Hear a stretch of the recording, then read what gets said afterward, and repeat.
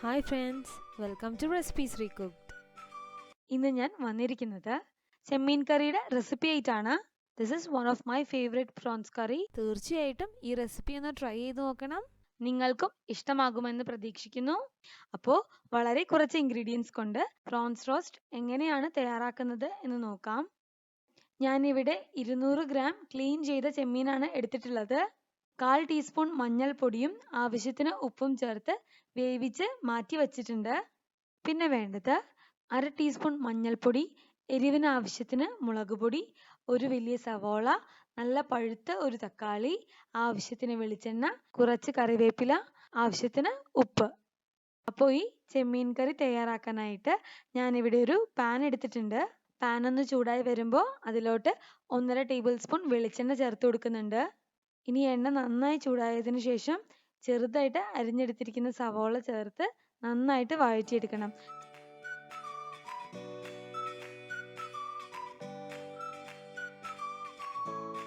പെട്ടെന്ന് വഴണ്ട് കിട്ടാനായിട്ട് കുറച്ച് ഉപ്പും കൂടി ചേർത്ത് കൊടുക്കാം.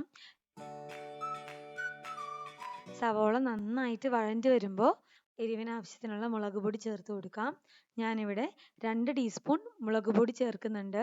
ഇനി മുളക് പൊടിയുടെ പച്ചപ്പ് പോകുന്നത് വരെ നന്നായിട്ട് വഴറ്റിയെടുക്കണം. ശേഷം ഒരു 1/4 ടീസ്പൂൺ മഞ്ഞൾപ്പൊടി ചേർത്ത് കൊടുക്കാം.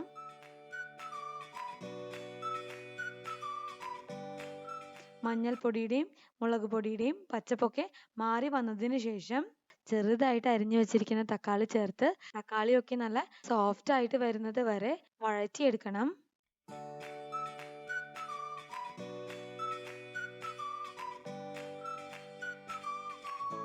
അപ്പോൾ ഇവിടെ തക്കാളിയൊക്കെ നന്നായിട്ട് വഴണ്ട് എണ്ണയൊക്കെ നന്നായിട്ട് തെളിഞ്ഞു വന്നിട്ടുണ്ട്.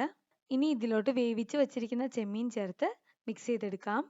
ഇനി ഒരു 2 മിനിറ്റ് കൂടി ചെമ്മീൻ നന്നായിട്ട് ഈ ഗ്രേവി കിടന്നൊന്ന് കുക്ക് ചെയ്തെടുക്കട്ടെ. നിങ്ങൾക്ക് വേണമെങ്കിൽ ഈ സമയത്ത് പച്ച ചെമ്മീൻ യൂസ് ചെയ്യാവുന്നതേ ഉള്ളൂ. അങ്ങനെയാണെങ്കിൽ കുറച്ചുകൂടെ സമയം ഈ ഗ്രേവിയിലിട്ട് നന്നായിട്ടൊന്ന് കുക്ക് ചെയ്തെടുക്കണം. ഇതിലോട്ട് നിങ്ങൾക്ക് താല്പര്യത്തിനനുസരിച്ചിട്ട് തേങ്ങാക്കൊത്തോ കുരുമുളക് പൊടിയോ ചേർത്ത് കൊടുക്കാവുന്നതാണ്. നമ്മുടെ ചെമ്മീൻ റോസ്റ്റ് ഇവിടെ ഓൾമോസ്റ്റ് റെഡി ആയിട്ടുണ്ട്. ഇതിലോട്ട് ഇനി ഞാൻ ഒരു പിടി കറിവേപ്പിലയും കൂടി ചേർത്ത് കൊടുക്കുന്നുണ്ട്.